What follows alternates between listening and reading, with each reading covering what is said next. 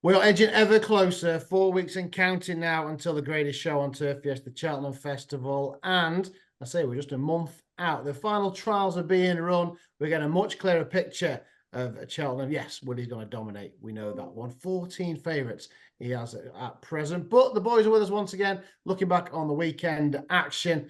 And there's only one place to start, boys. It has to be with Shishkin. I'm going to start with you, Frankie. Did he enhance his Gold Cup claims at Newbury in the Denman Chase?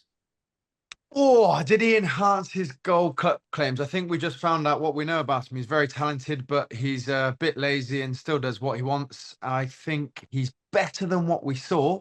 Nico said after on the way back in, didn't he? His job was really to keep him interested.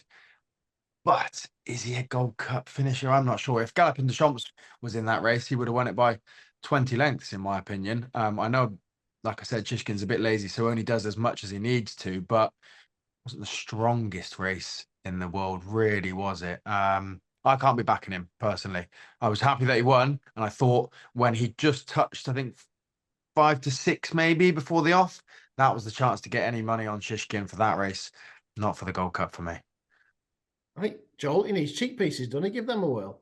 I know he's flogged them cheek pieces, hasn't he, old Nicky Henderson? Well, what do you make? Is Hitman back to somewhere near his best? If he was ever at his best? And I thought Hitman was going best 3 out as well, I'll be honest with you.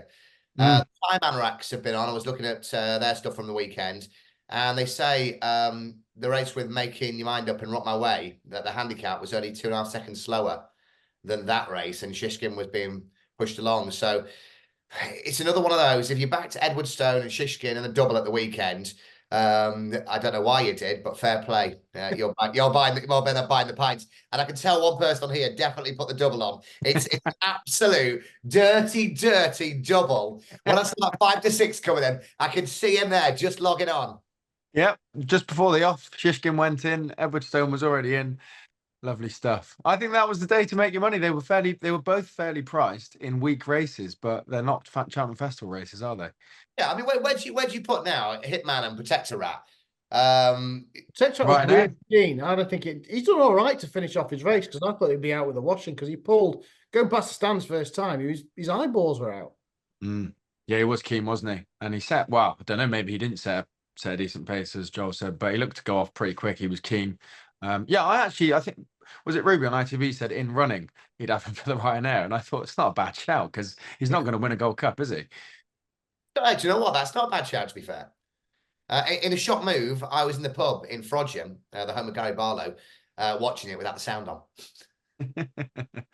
But yeah, Shishkin, I thought, is just lazy. He's really talented, but lazy. You know what? I can't back him, but I honestly would not be surprised if he's ridden up with the pace and he jumps well and he's got 4 or 5 to pass and he decides to get interested on the run in. Like, it wouldn't be the weirdest thing in the world if he won a Gold Cup, but I just can't have my money on. I mean, he's not going to get away with those mistakes, any mistakes, is he, at Cheltenham as well? And you know what happens? He's moody, as you say, and I think everybody said the same thing as you just said. You know, he's talented but moody and miserable, and as he gets older, he needs to be, you need to have an interest as you get older, because otherwise you just become this miserable old git like me and Matt. So I think that's where he's got to now. Really can't be asked. I just want to sit here. I've got to go pick the kids up in a minute. I really can't be asked. I just want to sit here and chat to you lads. I don't want to get out of the house. That's what Shishkin's like. Unless you stick a pair of cheek pieces on me. Even more annoyed. Let's move on to the second part of Frankie's double then. A revitalised Edwardstone. We found out what he needs to set the pace. Look, the race fell apart. We're not sure what he beat, but he looked reinvigorated, didn't he? Attacking every fence job.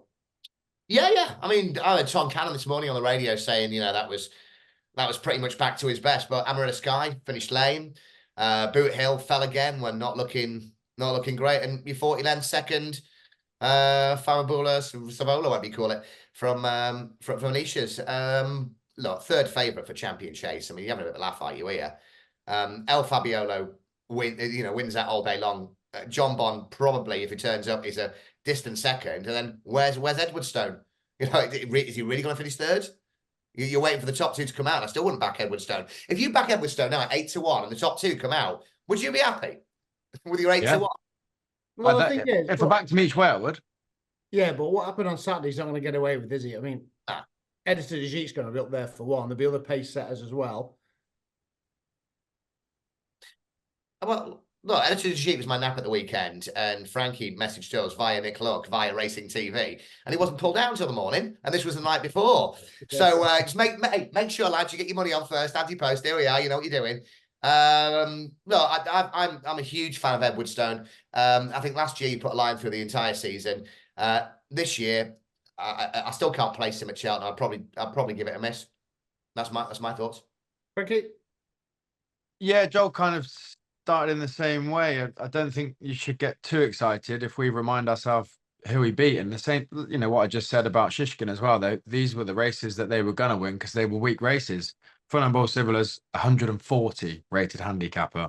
Boot Hill, good handicapper, but still £17 behind El Fabiolo, who makes the market towards top of the market and hasn't even looked comfortable in either graded race. And then Amarillo Sky was off the track for a year. So he was entitled to go and win the race. The only argument I would make for him at the festival is if he travels and jumps like that, then Al Fabiolo, Shishkin, even one or two others are prone to mistakes. And if you're ever going to force a horse to make a mistake, it's from jumping really well and traveling well on the front end. You know, if you along the back at Cheltenham and up the hill on the far side, and you put in a couple of good jumps and nick a length here or there, and the others have to just be chased along to stay with him, could force a mistake. That would be the argument I'd make for him. But, you know, it was a weak race that he's won at the weekend.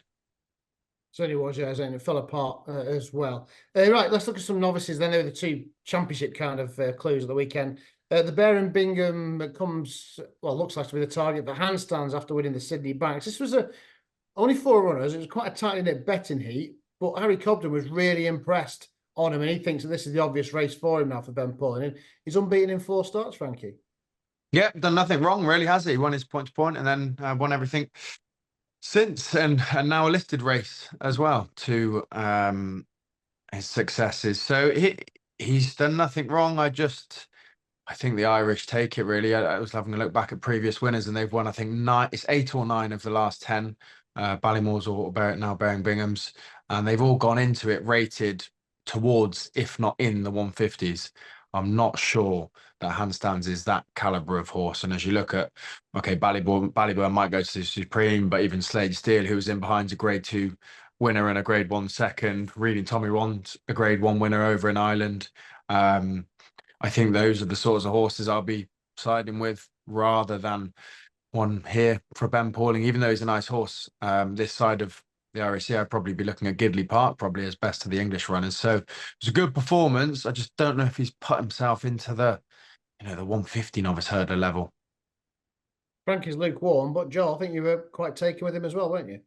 I really was, and it's quite easy to sit there and have a pop at Shishkin or Edwardstone and what you beat and what you're going to win, and just go. It goes to the Irish, and I think, as Frankie says, 8 or 9 of the last 10 the Irish have won.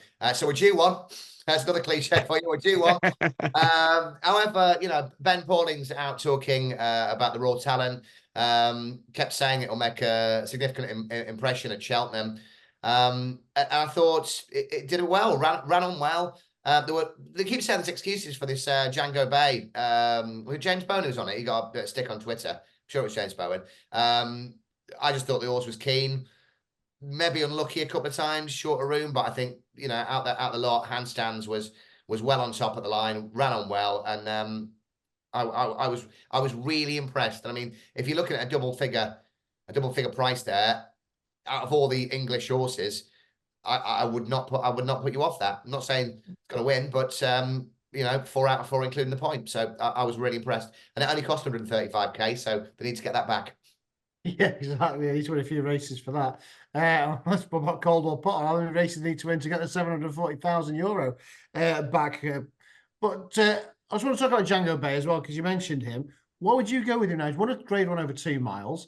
Upton say he was a little bit shorter in, but the ground was really soft there as well. And if you bring that one in, we saw Masaccio with the penalty kick at Kempton on Friday. He won easily, and that form kind of like interlinks with him because there were 1-2, just a no separating them at Newbury. Yeah, Masaccio should have won like he did there, shouldn't he? I thought. Yeah. I don't know. I had a look at that and thought, I don't know if that added to Django Bay's claims. I think what's weird about Django Bay is he's 1 over 2, was second over 2.5, but was quite tough to come second over 2.5. So I'm not sure what trip you'd go with him or what race. wasn't getting it. I don't know. He's not a novice hurdle, grade 1 contender anyway for me. Stick him in the Coral Cup. What about you, Joel? We're talking about the Massey horse. Yeah. What, 8.5 lengths in a canter, did what he's got to do. Missed Cheltenham last year, went to the entry bumper. Is this the one that ran in the shallow? Came 6th and 7th behind Captain Teague and yeah, look away. And I think that because that day I put up Jukebox Man, didn't I? Johnny Hu was in that as well. Sometimes I don't like these races where you go off 1 to 6 and you don't learn anything, and bookies can't really change the prices. What did you say? Coral Cup? That's what you said, Frankie. Yeah. Yeah, good luck with that. I need to correct myself, actually, wasn't I? It was Jingo Blue. He was second, not Django Bay. Same silks, sounds the same connections. Oh, I keep getting those wrong, and they're both. Yeah, Django Bay was second to handstands, yeah? Yeah. And Blue. yeah. Another day I've been beating Masaccio. Yeah, apologies. And Django Bay won the grade 1. Yeah, they are easy to get confused. Apologies for that. What's it called? Manella, Kakuna, and Corella, or whatever they're called. Karuna, yeah. Easily done. Either way, neither the old days when you have to go in the bookies and you just write Manella and a little swiggle. They're both running the same race. Take the price of one. Sorry, Frankie. I said either way, there's no Django winners at the festival. Okay. Let's turn on to the attention of the turners then. American Mike back in the winners enclosure up and setting a couple of shorter price fancies in the 10 up. Bearing in mind he's already beaten Factor 5 over fences.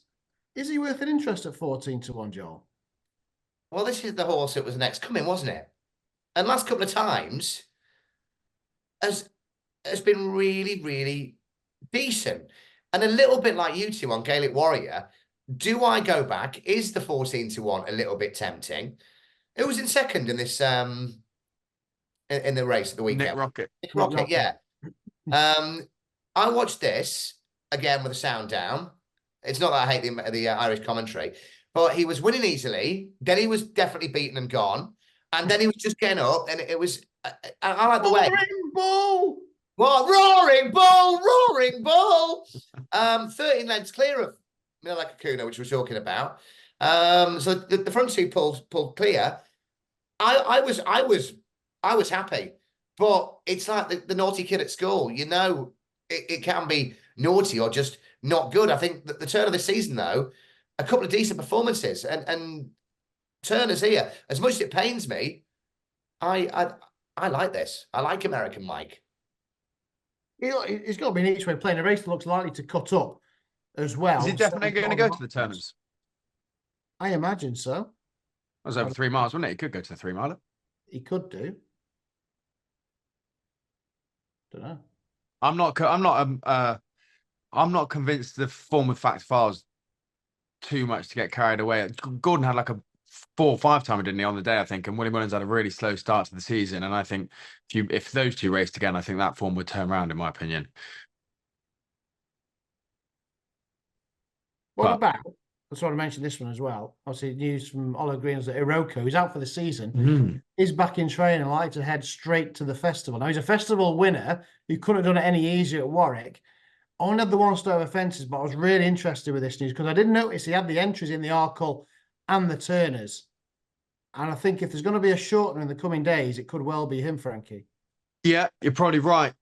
Just quite hard to back a horse that's had the season that he's had for the festival, isn't it? But like you said, a festival winner, 3rd in the entry grade 1. So he had the form there over hurdles, was really, really good over his first start over fences. It's just, do you want to back a horse for the biggest, most competitive week of the year that's had a setback and hasn't had the usual campaign? I suppose something that strengthens his chances is how good he looked first time out this season. So, you know, if there was a horse that needed a run, then he might not be in that category. I just would like to have seen him have 1 more start over fences since, and be a bit more race fit.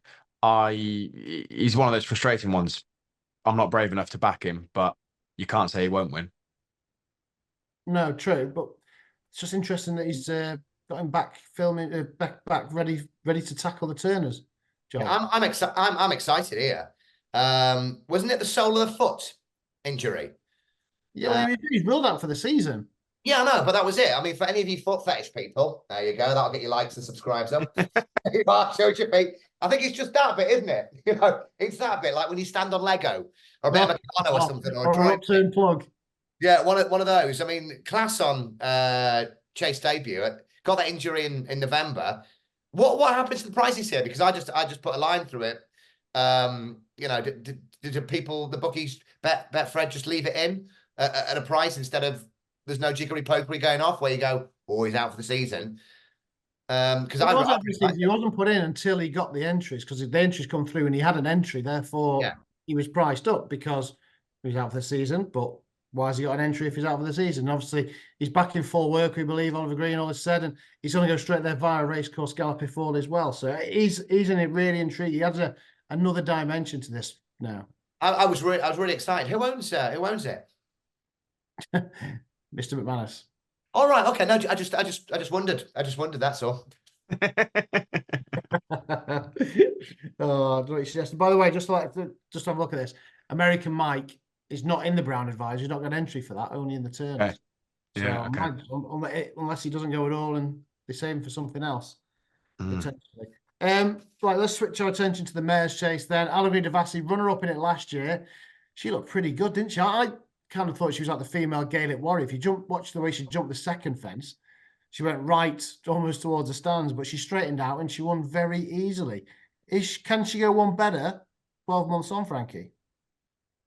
She's in with a chance, and I mean, jumping right doesn't fill you with optimism. Was it the last fence when she was just switched, because she was on the rail and just switched for the last fence and then jumped more right because obviously didn't have the rail to help her. So that is still a worry.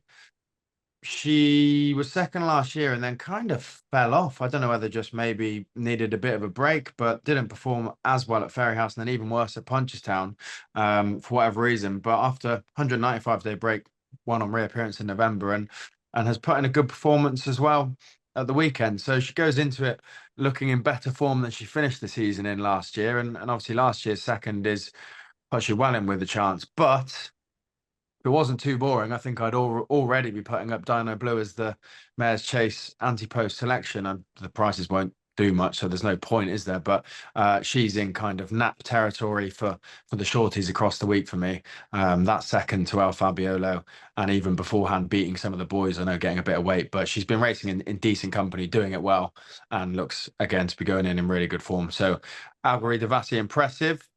But I think Dino Blue is one of those for the Accas at this stage. I think she wins. I feel a doubt about her up in trip. I'll be honest. Look, one of our best results last year, if not the best result, was Impervious winning the Mares' Chase. I want to be against Allegra Devassi. She ran a lot better than I expected to. She doesn't jump out to the right as much, but there is that little odd blemish still in her, Joel. Well, you know me, I love a horse going to Cheltenham who likes to jump right-handed. I think it was in the Richie Silks. Yeah. What's going on here? I pretty much put what Frank said before. I was really, really impressed. Rivière de Tel looked laboured for me back in second. Didn't out for me, and I just put Dino Blue as this sewn up. It would be she'll be a lot shorter if there was a guarantee of staying. I've heard a few people that I really respect say, "Oh, not sure about staying," and not Matt. That wasn't you, by the way. Yeah, naturally, yeah. Yeah, naturally. A few people have said that, but you know, top price. Use the word respected. I knew you weren't talking about me. Yeah, I tell you right. Proper even money shot at the minute. If she was guaranteed to stay, she'd be half that price. And like I say with Frankie, and I do love a shorty at the festival, and I think Dino Blue's one of your bankers. Right, sticking with the mares then, we'll talk about the Novice Hurdle. Brighter days ahead. Probably no better bred horse going to the festival. She related to French Dynamite, Caldwell Potter, Mighty Potter, all black type performance. She remains unbeaten with a penalty kick yesterday, just brushed them aside. 3-1, second favourite now behind Jada Grugy and ahead of Dysart Enos. We're coming a hot little heat, this, Joel. Yeah, it's a 3 or 4 horse race. I don't like fun because every time I backed it, it was no fun. And at the weekend, I backed the second. So it really wasn't any bloody fun. Better days ahead, 12 length, easy win. 1-3 from Gordon, easy as you like. Out the three, the Jada Grugy, Dysart Enos, and Better Days Ahead. Brighter days ahead. Brighter days ahead, rather. I am looking for better days ahead with brighter days ahead, at the 3 is the one for me now. I can't see an upset in this race. I really can't see an upset. It's top of the market stuff, and even getting down to fun is at the fourth fav. Brighter days ahead for Gordon, who's coming into a bit more form now as well. Okay, yeah, we saw 2 contenders, Frankie, fun, and brighter days ahead. Big players, or are you with like J.D. Gruge or Dysart Enos? Well, Bright Days Ahead was very good, very professional as well for a novice hurdler. She travelled well, she jumped pretty accurately and pretty low, just looked very organised in the way she went about it. And when I thought she was really, really impressed. And we were all talking about Dysart Enos right at the start of the year, and I think she's knocked her off top spot for me. I really like that performance. And then just a word on fun. If you're trying to find a bit of collateral form, then Fun was beaten by Birdie or Bust 3 lengths, and Brighter Days Ahead beaten by Birdie or Bust by 24 lengths. So there's a bit of a difference there if you're trying to weigh that one up. But I might wait till the day, because Dysart Enos been described as very speedy and has won on I think good to soft and soft. So if it's better ground, might still just side with Fergal for his first festival winner. But if it's testing the way that Brighter Days Ahead did it on heavy ground at the weekend, I would definitely be with her. Okay, let's switch our attention to some of the handicaps then. Next, the county hurdle, Alberico Lord wins the Betfair Hurdle. Single figures now for the county, but Dan Skelton's record in these races is incredible, isn't it? He's won this race before, and a superb story, having such a good record. Favre last year, of course, and he trained 3 of the first 6 home at the weekend. He's certainly a man to keep an eye on if we can try and wrestle one of these races from the Irish, Joel. Yeah, yes. I mean, the weekend, I put up Knickerbocker Glory, 33-1, comes in 6th. There you go. 6 places. Thank you very much for that. Comes in 6th. Alberico Lord, how much we got in hand there, do you think? Because Nico was on TV afterwards. No, the handicappers got me about right. But he rode that as if, he knew how good that horse was. And the money had come from when the prices first opened, maybe 14s, 12s, whatever. Really, really, really impressed. And he rode that like a good horse. And I did text Frankie with it was your forecast. The one that just got it race 2 soon, didn't it? The one in second. Lotus Hood. Yeah, that you found out about. Where were you? Sardinia or somewhere on a sun lounger. Was it Sir Alex Ferguson or somebody who told you that one? Who was that one who told you it? Something like that. There's some rumours on a sun lounger in Bahrain. Yeah, that was it. So that ran like it was going to win as well, didn't it? So, but I think Alberico Lord, it's got a lot in hand, hasn't it? Got a lot in hand. Still got a lot in hand for the county. Then it'll be reassessed. No. Nah. I like the second. You know what I liked about Lotus Hood is no money came for Lotus Hood, and had obviously had a bit of had a 200 odd day break before being fancied for the handicap at Cheltenham, was pulled up, and then has come straight here, still off that low mark of 129. So if it was fancied off of that mark for Cheltenham, then it's still going to be thought to be well handicapped. But no chat about it. No money came. I reckon Harry Skelton probably hit the front and thought, Jesus, I'm not sure I was planning on being here. Harry Skelton hit the front and then went, I've done that a little bit too soon.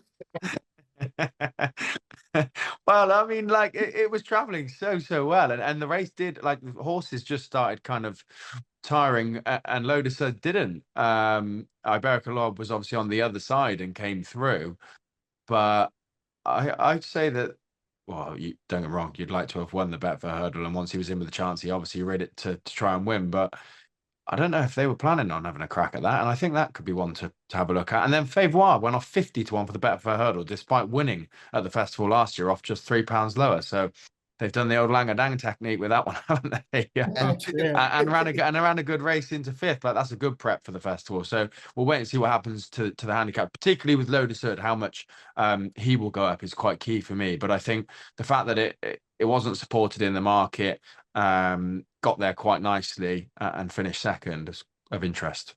And I think Alberico Lord, I mean, like I said before, Nico knew how much. Good ride. Very good ride. Yeah, he's a confident rider anyway, isn't he? Very confident. Yeah. And I think probably Dan Skelton could have won on that. It's for me, it was really good, but reassessed. Now JP has got 2 more potentially going to the county hurdle. Finally, Bay trying to touch with, and Under Control, the mare at 14-1. That tickles the plums. And Zenta and Imposatoire. Yeah. So you know, he doesn't mind chucking 47 darts at it. It just remember, you know, you got to look at what colour cap it's got on. If it's got the red or blue on, then you know you're going for it. You know, I said I said it, that was the end of talking about the Greatwood form. Oh, Oh, yeah. But Iberico Lord won, and then Dante was third. Yeah. Lotus was second. if you were trying to make a case that any didn't enjoy the was it the reshoeing of the Mullins horse? Then Look Away finished or stopped quite quickly after being ridden prominently and was also well backed. So his mark will probably be unchanged, and he's a Cheltenham course and distance winner and was second to Iberico Lord, who then has gone up in the weights and won again there. So if you could make the case that he didn't like the fanning around at the start and maybe just used up a bit of his energy, then back at Cheltenham off probably the same mark. He's not going to go up for it, is he? I actually might have one more crack at the Greatwood form line with Look Away at the festival. And I think they finished in 9th at the back in the Greatwood. I think I'll keep my eye on that one as well. Let's talk about the Pertemps then, because another qualifier at the weekend. Emerton won, but he's already qualified. He won a non-qualifier, but he was second in a qualifier earlier on in the season. Another one for Alan King. And Shallow River had already qualified by finishing third at Warwick behind Kintara. So this form all kind of interlinking. I say enhanced their claims, or did they? Because sneaking into fourth the way to go for this. You just hide yourself away from the handicapper, isn't it, Frankie? Yeah, Emerton looked a bit too good, I thought. It was a really good performance, a really good ride as well by Tom Cannon. Speaking of good rides, so it was a brilliant ride. And yeah, a bit too obvious, bit too good. But I suppose the only case you could make is if you go back to his, best form. I know he's getting older and older, but if Alan King somehow is getting him back to near his best, then he would technically have a bit in hand. He was fourth in a stayers hurdle, but I just think he will get put up, and probably that might be the thing that ruins his chances and slows him down a bit at the festival. And then Shallow River didn't win as convincingly for me, and that Kintara form, because Kintara still ran a good race behind Emerton, does actually work out quite nicely for Shallow River. So I'd imagine Shallow River will be penalised less so than Emerton. I thought it was a really nice performance from Emerton, but we'll wait and see. Yeah, I also want to flag up Gower Road, who's the Cheltenham winner, and he was 7th in the Coral Cup a couple of seasons ago. He just caught my eye, staying on into fourth as well for the Twiston Davis team. And the handicapper does relent a couple of pounds. He was a talented novice, wasn't he, a couple of seasons ago? And because if he just come into the boil now around the spring at a big price, if he gets the go ahead to go in this. Yeah, I was the same as you. You sent the running order today and you put eye catcher. Very much so. Finished in fourth as well. Right colours, right jock. Outpaced, stayed on, given 3 behind the saddle, very late on. Finished fourth, as you need to. I'm with you on this. And another one there, Angel's Breath. I'm going to speak to Sam Thomas this week, because he had big plans for Angel's Breath. And I just I don't know. There were 5 horses pulled up in that race at the weekend, and Angel's Breath kept going, but could be in a field. Let's just say could be retired in a field. But I want to get some intel from that, because did he go off favourite for the Supreme? Or second favourite for the Supreme? It's not second favourite. But yeah, I mean, when you look at some of these horses, you go, is he just being quiet here or whatever? But I think he looked out on his feet, to be fair. And 5 horses pulled up, but Gower Road, yeah, definite eye catcher. Well, let's have a look at your Hunter Chase knowledge then, shall we? Start with you, Joel. It's on the line beating Billoway. It's an incredible race. Billoway traded at 1,000, then hit very, very short, if not the shortest in running, and still managed to get beat. It was a bizarre race. It's on the line now, 3-1 second favourite behind Fernlock, who he's already beaten this season. And Billoway, 8-1 to regain his title. He's been here and done it before. I'm just trying to look for a text message that I got the weekend. What price is Hollow Fern? Ferns Lock. Thanks a lot, rather. 5-2, I think. I'm trying to find it because we're in like a fantasy football thing, but it's everybody puts 20 quid in. And this has come up. Sorry, 3-1 joint favourites they are. 3-1 Yeah, yeah. I've got 3 people going for the banker at 3-1. Trying to find the Fern Lock. Go to Frankie with this one. Let me find some reasoning for you. You look through your text messages, mate. Scroll through all the rubbish that must be in there, and it's just your selfies. I thought Speedos with Sir Alex Ferguson and Jeff Mason. Yeah, that's it. Yeah. It's the right race to win anyway. For It's on the Line. Billaway won that race at Naas the last, I think, 3, maybe even 4 years en route to the festival when, what was it, winning second and winning again, or second winning and second again, something like that. And one of them was severely unlucky as well. So to go and beat a previous winner who always goes to that race and wins it before going to the festival, it certainly puts It's on the Line in the frame, but it's not a race I get carried away with, to be perfectly honest. Still scrolling. Have you found it yet? No, I don't know if you can see here. I've got 99999 messages on that one there. I don't know if you can actually see that. I don't know. I've got it on mute, and you know when you've got a load of people in there and they're pinging you off at all sorts of times. It's been on mute, so I've got 9999 plus messages. I think it was down to it beat is it Romeo Magic or something like that, Magico. Or something like that. Romeo Magico, yeah. Yeah, that was the one last time out, and as soon as that had happened, that's when they stuck that into there. But again, like Frankie, I had to go and check somebody else's info because I didn't have a lot of interest, I'll be honest.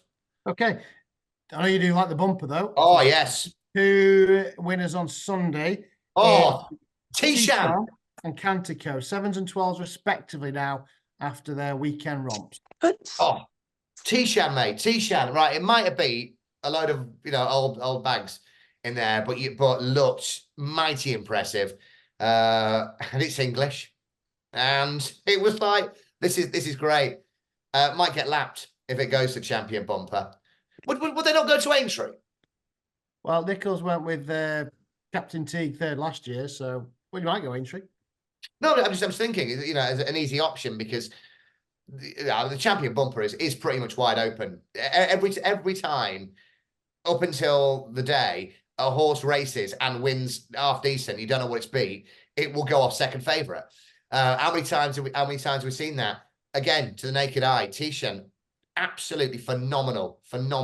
You know how excited I get about bumpers, but might turn up there and come, 17th, tailed off against the Irish. I don't know what Frankie thinks. I think the opposite. They don't get me excited.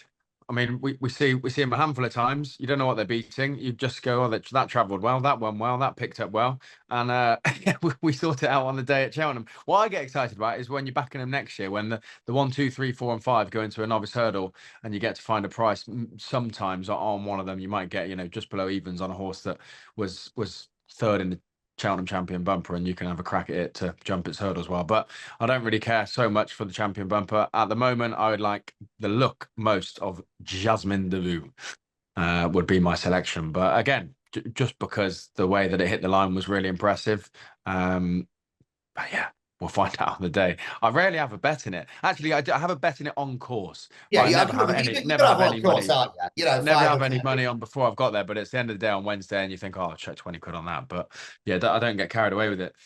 And do you just look at who Paddy's riding, or do you look down, or do you try and go just? Oh, I'll tell you what, there's one here, the trainer I never heard of, or how do you play it? Because I like that trainer you never heard of, Willie Mullins, he's all right in it, I think. Yeah, he's all right.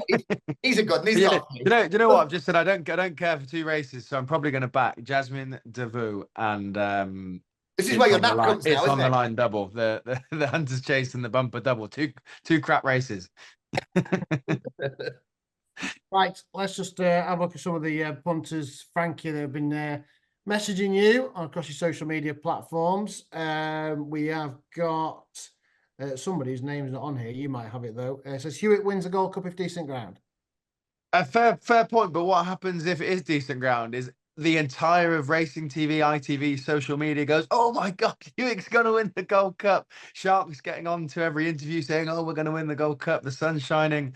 It'd be like 8-1, 6-1. And then, yeah. So if you want to back it now and pray that it's sunny, fair play to you. But everything has to go right for him to win, in my opinion. He's got a chance. There's only one thing missing from the ITV Love Fest for this story. Bryony Frost got to ride it. It's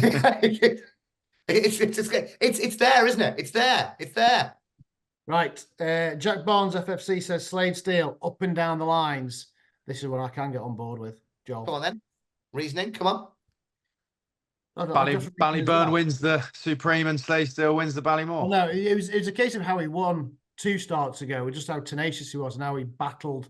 And he just had plenty of stamina. And Rachel wasn't really hard on him once a chance had gone against Ballyburn. It was done for speed. I think they didn't jump the last of the Leopard's Tower. It was done for speed there. So it's twice, only been beaten twice, both behind Ballyburn. And if Ballyburn does swerve and go for the Supreme, I think he's got every chance of winning the Bear in Bingham. Was Rachel suspended this weekend, by the way? Don't know. I just didn't fancy it. I don't know. Darren O'Keefe was playing jockey, so I didn't know if she was suspended. Okay, I'm with it anyway. We have got another one as well. Max_Walker says Icar Allen. It's another one I'm on board with. Oh, yeah. It's another dirty one, isn't it? For this is a tracker one. Was it you mentioned this, Frankie? No. Me weeks ago when he came fourth at Aintree, third or fourth at Aintree with the qualifier. I thought, oh, put him away. See you in March. Yeah, the only thing that puts me off, 2 poor runs this time of year, last year, February in the Betfred Hurdle actually, and then at the festival, in the Coral Cup, 2 crap runs, and then was really good through the summer. But yeah, you are right. Nice performance when third at Aintree, and then do nothing since is to protect that mark. He's in a mood for bursting bubbles today, isn't he? Where's your big pin? Yeah. Right, what about Sam Garland? He said it's on the line. We've just talked about that. What I didn't mention, though, is how much of a grueling race that looked. They were walking after the last. It's a quick turnaround, 4.5 weeks. Yeah. I just thought, I go back to, what did you say? It's a one that I'm not interested in. I told you it's the double. It's on the line in Jasmine Devaux. That's the festival double. Right, clip that off now. Clip that off.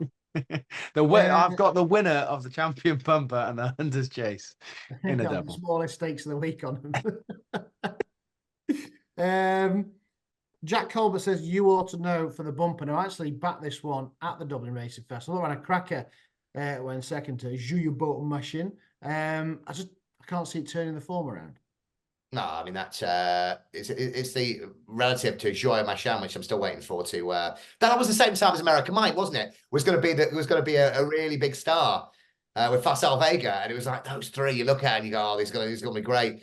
The only thing I can say about that is You Ought to Know was a hit by from the album Jagged Little Pill, Canadian. Not a clue. Alanis Morissette. You are the DJ.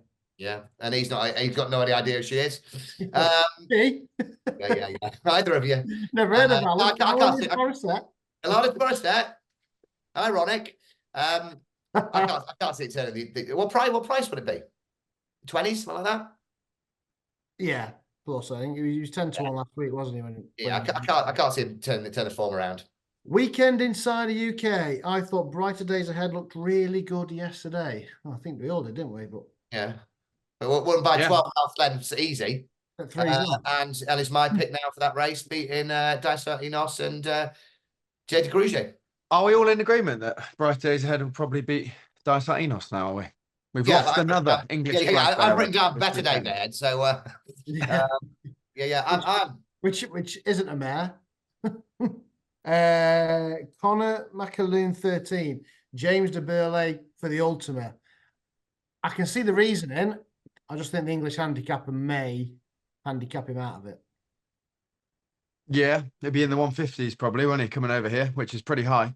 And they've got a dire record, the Irish, in it. Willie Bonner just never won this race. 6th last year, 10 lengths behind Stage Star. I suppose Stage Star went and won a big handicap carrying top weight, but it's not the same as a festival handicap, is it? That's for sure. The Ultimate, there'll be lots better handicapped in there. But yeah, fair point. Who won it last year?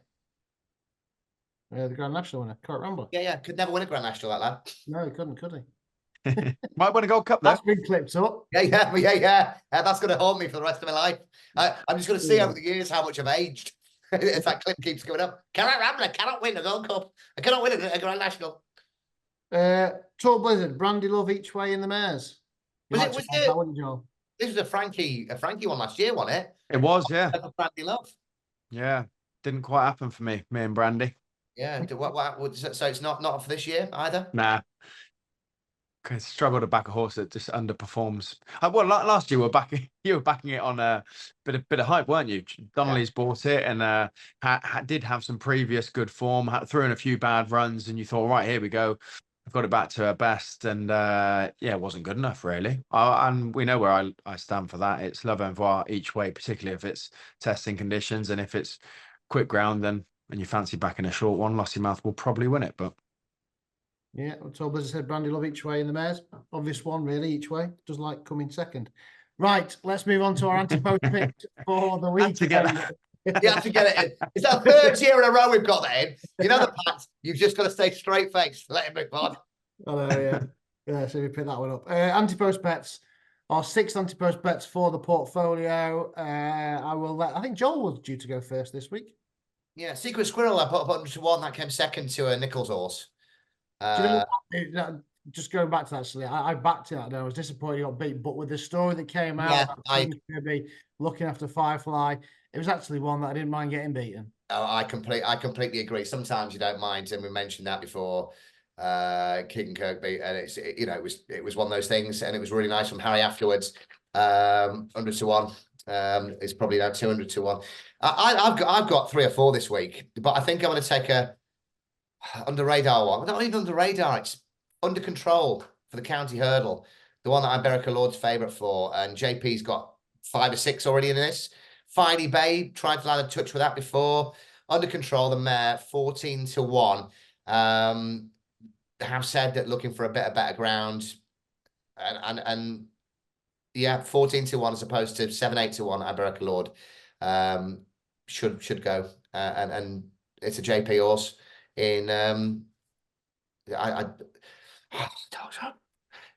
Stop me now before I put yourself out of it. Yeah. Under control then for Joel for the county. Do you know what? I really like handstands, and I want to put up an English horse as well for Pauling, and Pauling doesn't get over excited massively, but saying it will make a significant impact at Cheltenham handstands. No, I'm gonna stick with the JP colours. So I've got a choice of 8 of them. I'm going for the spotty black and pink cap of Under Control. I was going to say the $1 million question then. What cap will she wear in the county? Well, do you know what? With a white star. If I was a full-on geek here, I would bring you some stats up. Because it's never the one with the white cap wins, is it? Let's be honest. Which cap has the best record when JP's got more than 4 runners? Yeah, it's not. You've watched it, Maidan. You watch Maidan, and you look at the Dolphin ones, and you go, "I have never seen him in a pink cap before." It was Crayon. It was Crayon, the 50-1 show. Was that 50-1? Was that blue cap? Yeah, blue cap. Anyway, Frankie, what's the Ante-post pick this week? Said I'd be going for a shorty after a few long shots. Embassy Gardens. Constitution Hill it is for Frankie. Constitution Hill to win by 1.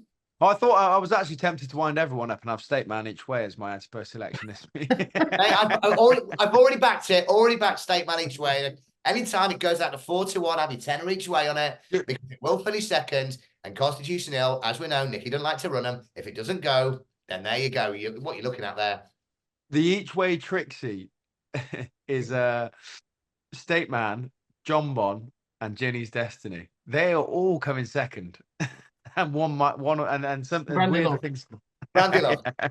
Each way Allegory Devassi is another filthy one now. Yeah, just shorter than 4-1, but chuck them in a filthy Trixie or Yankee. Anyway, less of that, more of Embassy Gardens in the National Hunt Chase. Won really, really well last time out at Nace, was motoring along in soft, heavy ground, jumps really well. Has never been on the radar as your kind of Brown Advisory top level horse, but it's certainly well, hopefully good enough to win a race like a National Hunt Chase. Willie Mullins does well in it. He's won the last 2. I think this will be the target with the horse. I'm hoping it is anyway. And yeah, I wouldn't be against backing another Willie Mullins favourite on day 1. And also, Embassy Garden sounds like something your grandma had smoked in the 1970s, doesn't it? Go and get me 20 Embassy Garden, please, love.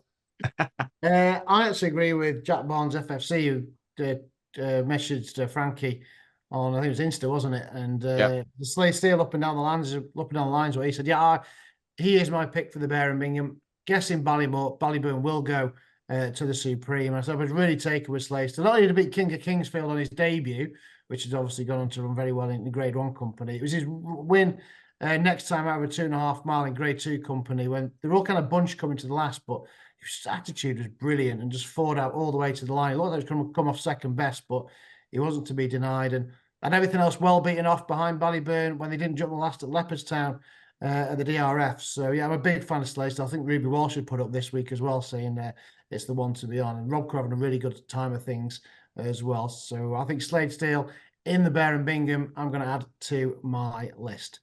Right, boys, don't forget you can like and subscribe this channel, and you can get to partake in the Friday Punters Guide as well and watch us out. And you can listen to us on Spotify now and take us everywhere you go. Please keep sending in your messages either to Joel or to Frankie on their social pages, and we'll read out the best ones, giving your opinions or what you don't like. Give us something you're negative about the festival as well, and we discuss them every single Monday. I want a couple of people to tell me why Constitution Hill won't win, and don't be next week we'll you won't turn up.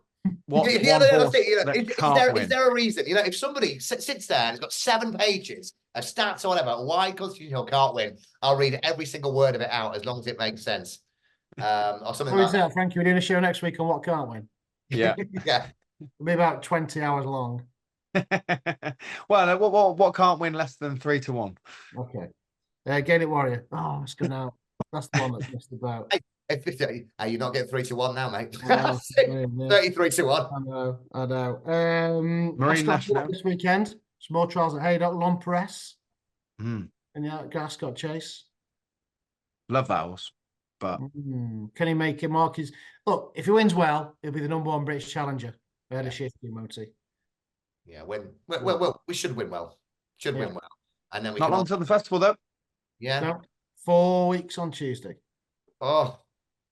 Do you know what? You can just tell as well, without sounding like 3 old men sitting here on a Monday afternoon. It's really cold in the morning, but crisp, and it's nice and light. You know that Cheltenham is just around the corner. Spring is in the air. Oh, yes. Right, yeah, 4 weeks to go. We really are getting down to the nitty-gritty, and now handicap entries will be out shortly as well. More scratchings to come in the novice contest this week. We get to find out who's going to be entered in the mares contests as well, so it's all coming together nicely. Join us for the Punters Guide on Friday. We'll look ahead to both Ascot and Haydock, and next Monday, reflect on that action as well. Whenever you're back in this week, best of luck.